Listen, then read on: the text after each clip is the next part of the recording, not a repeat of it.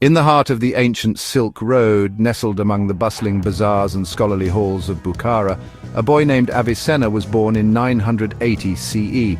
His birth name was Abu Ali al-Hussein ibn Abd Allah ibn Sina, but history would remember him simply as Avicenna, a name that would echo through the corridors of medicine and philosophy for centuries.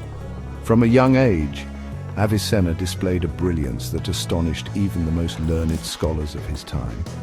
By the age of 10, he had memorized the Quran, and his father, a respected official, recognized the spark of genius in his son.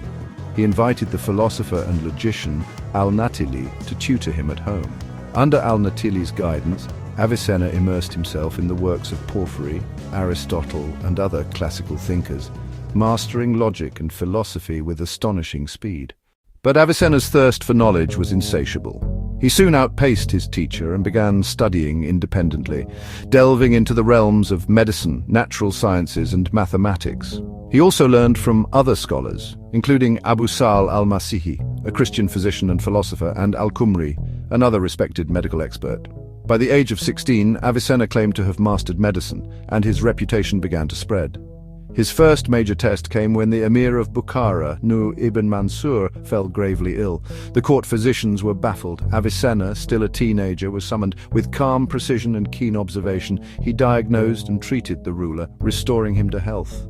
In gratitude, the Emir granted Avicenna access to the royal library of the Samanids, a treasure trove of ancient texts that would fuel his intellectual ascent. This moment marked a turning point. Avicenna's fame grew, and his journey took him across the Persian heartlands. He lived and worked in Ray, Hamadan, and Isfahan, serving rulers, advising courts, and treating the elite. In Ray, he became a trusted advisor to Majid al-Dawla, a Buyid prince. In Hamadan, he was appointed vizier and court physician to Shams al-Dawla, though political intrigue led to his brief imprisonment. Later in Isfahan, under the patronage of Allah al-Dawla, Avicenna found peace and scholarly freedom, completing some of his most influential works.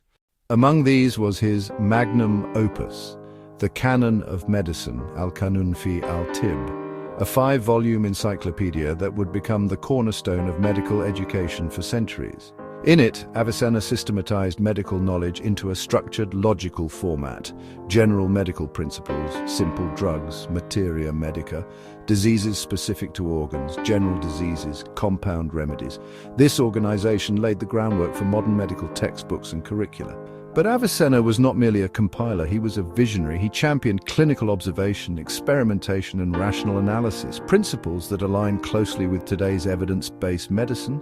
His contributions to pharmacology were groundbreaking. He catalogued hundreds of drugs, detailing their properties, effects, and interactions. His classification system, based on qualities like hot, cold, and dry, moist, was an early attempt at understanding pharmacodynamics and pharmacokinetics. Avicenna also emphasized preventive medicine and holistic health, advocating for balanced diets, regular exercise, emotional well-being, and lifestyle adjustments. His insights into mental health were centuries ahead of their time. He described conditions like depression, anxiety, and obsessive behaviors, recognizing the intricate link between mind and body, a principle foundational to modern psychiatry. His ethical approach to medicine was equally profound. He believed in the dignity of patients, the moral responsibility of physicians, and the importance of compassion in healing. Avicenna's clinical brilliance was evident in his fascinating medical cases. He used pulse examination to detect pregnancy, observing distinct patterns in pregnant women, a method validated by modern studies. He distinguished between intestinal obstruction and ascites using percussion techniques, and was the first to classify facial palsy into central and peripheral types, a distinction still vital in neurology.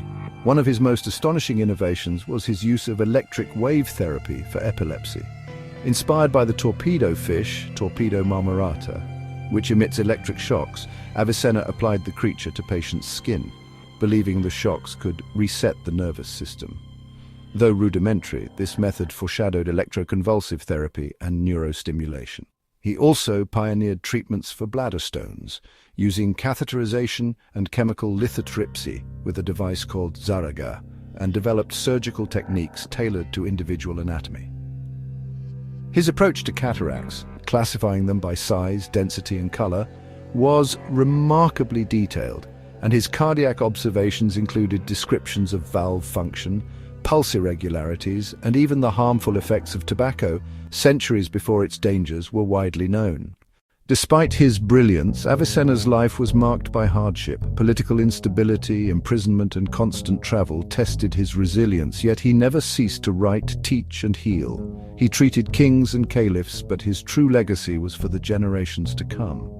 In 1037 CE, in the city of Hamadan, Avicenna passed away at the age of 57. His death marked the end of a remarkable journey, but his spirit lives on in every medical textbook, in every ethical oath, and in every physician who seeks not just to cure, but to understand.